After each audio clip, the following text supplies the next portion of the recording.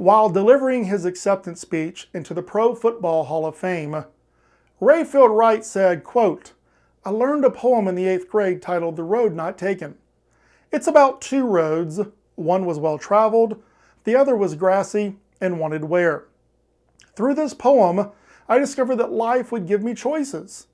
It was recognizing those choices that proved to be the greatest challenge. And looking back, my instinct was to always take the easy road. Except there were no easy roads." End quote. The first two lines of this famous Robert Frost poem are, "Two roads diverged in a yellow wood, and sorry I could not travel both." Every day we make hundreds of decisions, each requiring us to choose one path and ignore another. Often we find ourselves facing the same choices every month. Most of us came to our first major crossroad shortly after high school or college. One way we see a newly paved highway with thousands of cars headed in the same direction. The other is an older and narrow road filled with potholes. And at the junction there's a sign to help us determine which direction to go. Pointing us towards the highway are the words fun, excitement, cool, wealth, and prosperity. Nobody's taking the older road that's labeled as boring, poverty, difficult, and despair. Not wanting to be different, we too take the road that everyone else is taking. Soon, our first paycheck arrives and boy, do we feel rich. While driving though, we see that others have better cars than us.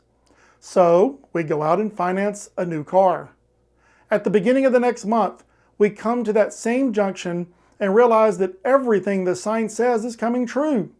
We look cool, we're having fun, and we're enjoying our new car. So we again take the path that everyone else is taking. The only thing different this month is we now have a car payment. Noticing everyone claims to be earning reward points by using their credit cards, we go out and apply for one ourselves as well. Despite promising ourselves that we would only buy what we could afford to pay back, we find ourselves back at that junction the next month, this time with a credit card balance. Over time, we develop the habit of buying things on credit, all while telling ourselves we can afford it. We see our friends buying homes, so we too take the plunge. Our American dream requires furniture, a lawnmower, decorations, curtains, and blinds, so we use credit to buy those items as well. Soon we arrive back at the junction and discover that we are way in above our head in debt. No big deal, we tell ourselves. After all, we're having fun. We're cool, and we're building wealth. At least that's how we see ourselves. You notice the old road now has grass growing in at the cracks. The leaves have piled up and you can no longer see the lines on the road. You notice someone slowly making their way onto that old road. Thinking they must have taken a wrong turn, you assume they'll find their way back to the road that everyone else is traveling.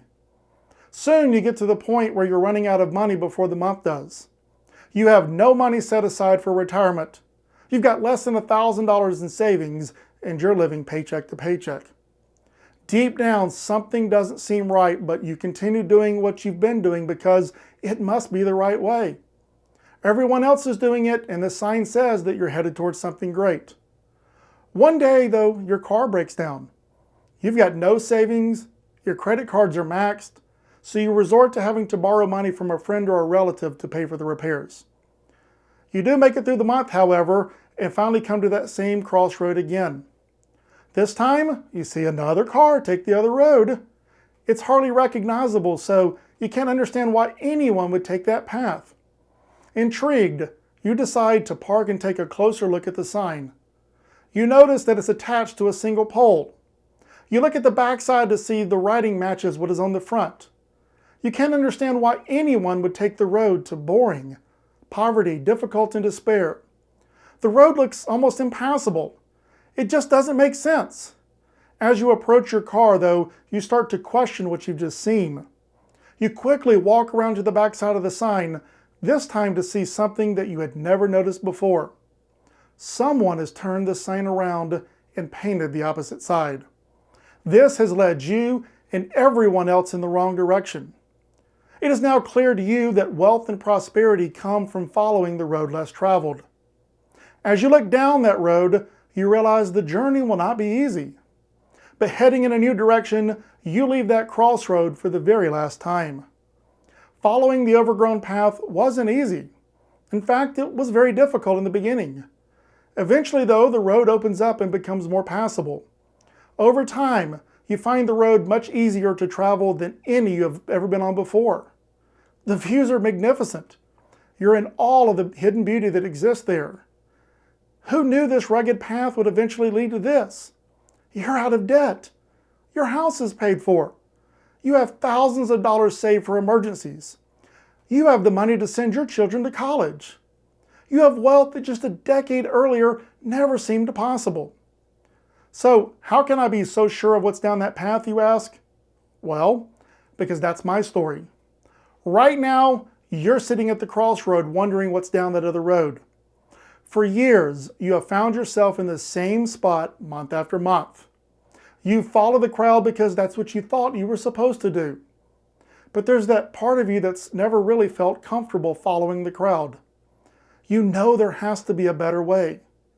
Like Rayfield Wright learned, you wanted to take the easy road, but eventually found out it isn't that easy. Fear is keeping you from going down that other path. Let me help you. I've been down this path and I know how to navigate the road. I can help you see the truth written on the backside of the sign. Moving in this new direction, you will one day be able to finish Frost's poem. Two roads diverged in a wood, and I took the one less traveled by, and that has made all the difference. I look forward to having the opportunity to work with you as your financial coach. Visit the Services tab at the top of the page to find out more about the various ways that I can help you. Also look for the other portions of my site that include some great free information, including access to my podcast, Thriving Financially with Dr. Thrift. Also, don't forget to sign up for the free offer above. Finally, let me encourage you not to let fear keep you from sending your financial problems on a permanent vacation.